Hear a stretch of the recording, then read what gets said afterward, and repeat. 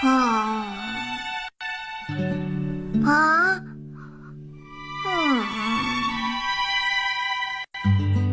Jaiko, Ay, ang sarap naman ito.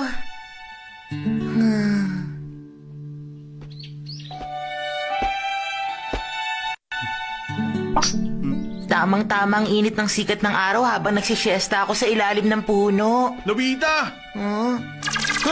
Diana! Napansin ko kakaiba talaga ang kinikilos ni Jaiko ngayon. Kakaiba? Anong ibig mong sabihin? Ganito kasi yun. Madalas siyang malungkot at parang wala siyang kagana-ganang lumabas ng bahay namin.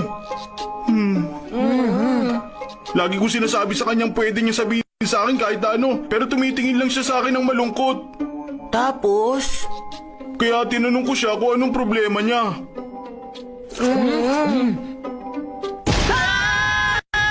Ano ba may nagugustuhan si Jaiko? Parang ganun na nga.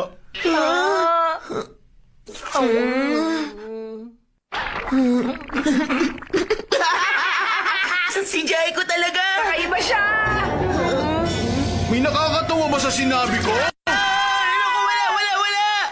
Malaki yung problema to sa totoo lang!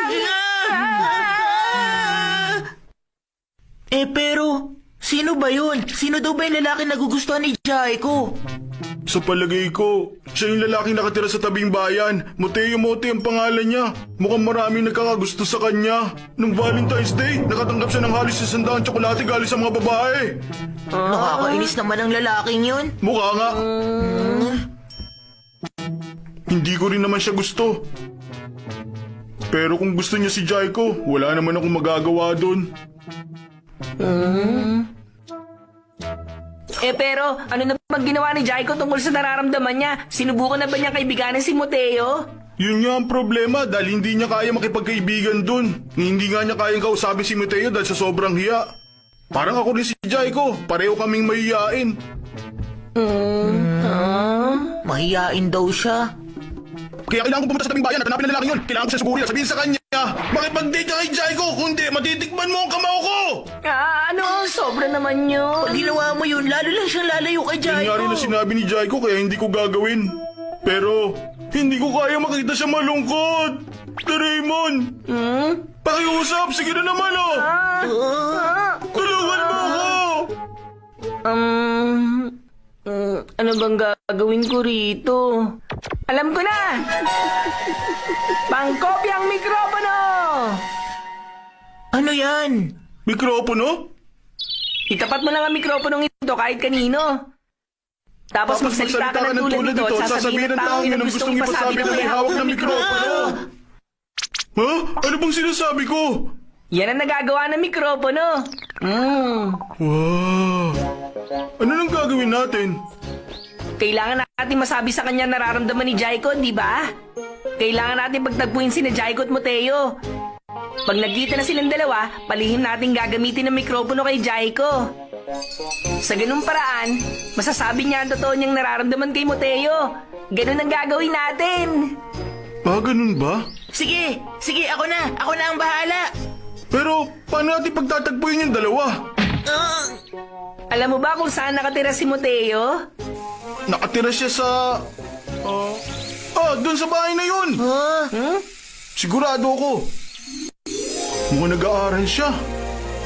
Nakakainis talaga siya. Yun oh. Mama niya ba yun? Oo, mukha nga. Tamang-tama ito. Hoy, ikaw, Mateo! Uy, Mateo! Ano po ba yun, Mama? Ayan na siya. Mateo! Ang ganda ng panahon ngayon. Lumabas ka naman ng kwarto mo. Mamasyal ka sa park. Pero ayokong pumunta sa park. May gagawin pa po ako. Pumunta ka kahit na ayaw mo. Bakit naman po? Naku po, parang ayaw niyang lumabas. Yakin na nga yan! Aba, ang tigas ng ulo mo. Hindi ka ba talaga makikinig sa mama mo? Ha? Mama naman! Huwag kang magkulong sa kwarto mo. Sabing lumakad ka na. Sige po! Natakot oh. ang bilis niyang tumakbo. Walang imposible kay Giant Goda. Pero medyo malabo yung sinabi mong sa park. Dapat mas eksakto yung lugar para mas malinaw. Alam mo, maganda talaga dun sa Churro Park. Pumunta ka sa Turing Orasan. Ayan, malinaw na yung lugar. Papuntahin na rin natin si Jaiko dun sa park. Akong bahala. Jaiko! Jaiko! Pumunta tayo sa park! Pumunta tayo sa park, Jaina! Dalian mo! Bakit kailangan kong pumunta sa park? Nakita mo namang may ginagawa pa ako dito eh. Sige na! Sige na! Magiging masaya ka pag pumunta ka sa park, kaya bilisan mo na, lumakad ka na! Ano bang sinasabi mo? Huwag kang makulit. Gusto ko na munang tapusin tong comics na ginagawa ko. Huwag ka naman ganyan! Dali na! Sige na, Jaiko! Halika na! Sabing ayaw ko eh. Paano na to? Mateo! Huh? Saan ka pupunta? Sa park? Boring dun sa park. Punta ka na lang sa bahay namin. Tara na.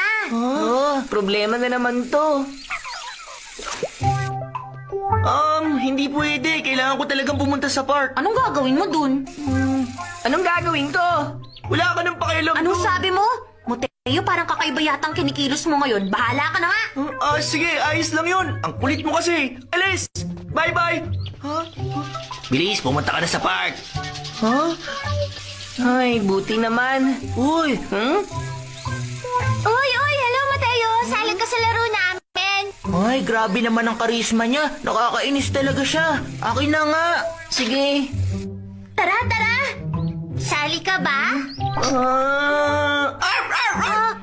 Ano nangyayari?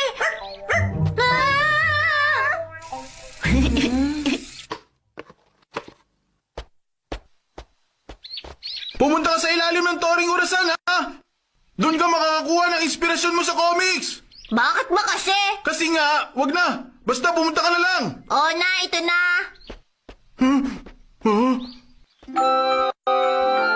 Uy, ayos! Buti na lang nakinig siya sa akin!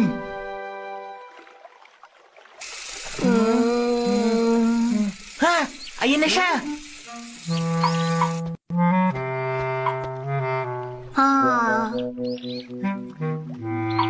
Bakit ba sinasabi niya makakakuha ko ng inspirasyon sa ilalim nito? Nandito na rin lang ako. Magdodrawing na nga lang ako.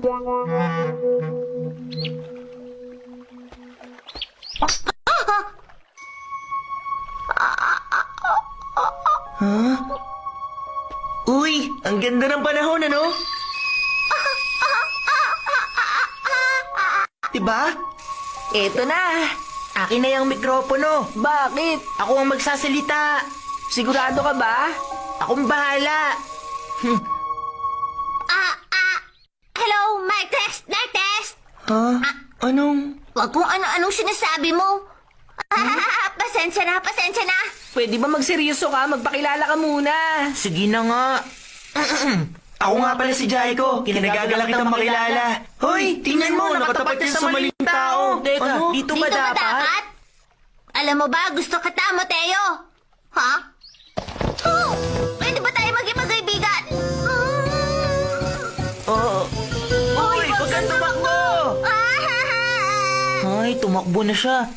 Kasi simula pa lang naming mag-usap.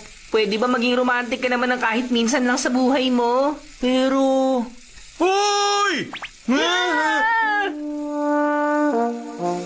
Dumating ba si Jaiko? Uy, nando si Mateo! Maayos na ba lahat? ano kasi... Mawala silbi! Bumalik kayo rito! Bakit yung sinira ang magandang sandaling ito?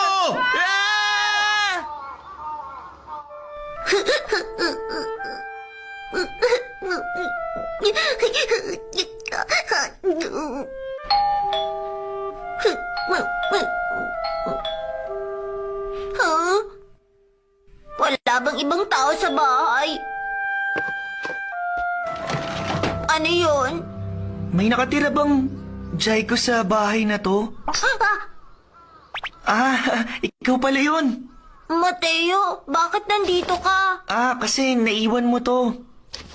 Yung sketchbook ko na dinala ko kanina. Nakita ko yung mga dinodrawing mo. Ang galing mo pala mag-drawing, ha? Ah? Alam mo, nagustuhan ko ang comics mo. Ang totoo, mahilig din ako mag-drawing ng comics eh. Talaga? Gumagawa ka rin ng comics? Ganun nga, mahilig ka rin pala mag-drawing ng comics. Oo. Nga pala, Jaiko, kung pwede sana magtulungan tayong dalawa gumawa ng comics. Gusto mo? Sige ba? Ayos! Magiging masaya ako makasama ka sa paggawa ng comics, Jaiko!